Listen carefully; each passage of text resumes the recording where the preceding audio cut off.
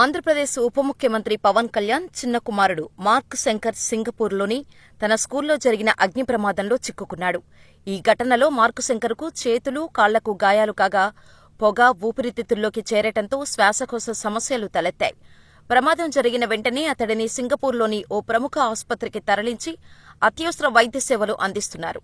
వైద్యుల ప్రకారం మార్క్ శంకర్ పరిస్థితి నిలకడగా ఉన్నప్పటికీ కొంతకాలం విశ్రాంతి మరియు చికిత్స అవసరమని తెలిపారు.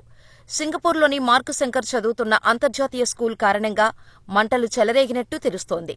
అగ్నిమాపక సిబ్బంది సకాలంలో స్పందించినప్పటికీ కొంతమంది విద్యార్థులు మరియు సిబ్బంది గాయాల పాలయ్యారు. స్కూల్ యాజమాన్యం ఈ ఘటనపై దిగ్భ్రాంతి వ్యక్తం చేస్తూ పూర్తిస్థాయిలో విచారణకు ఆదేశించింది. అలాగే గాయపడిన విద్యార్థులకు అన్ని రకాల సహాయ సహకారాలు అందిస్తామని హామీ ఇచ్చింది. ప్రస్తుతం ఆంధ్రప్రదేశ్లోని అల్లూరి సీతారామరాజు జిల్లాలో పర్యటనలో ఉన్న డిప్యూటీ సీఎం పవన్ కళ్యాణ్ ఈ దుర్ఘటన గురించి సమాచారం అందింది.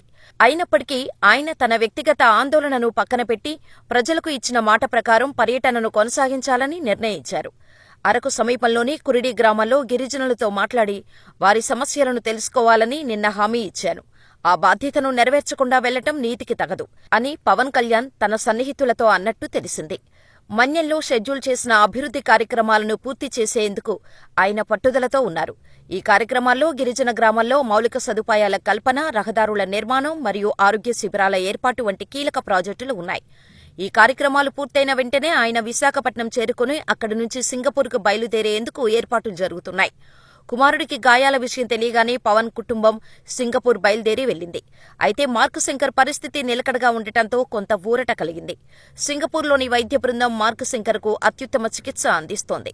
ఈ సందర్భంగా శ్రీ పవన్ కళ్యాణ్ తన అభిమానులు, శ్రేయోభిలాషులతో కలిసి ప్రార్థనలు చేయాలని కోరినట్టు సమాచారం.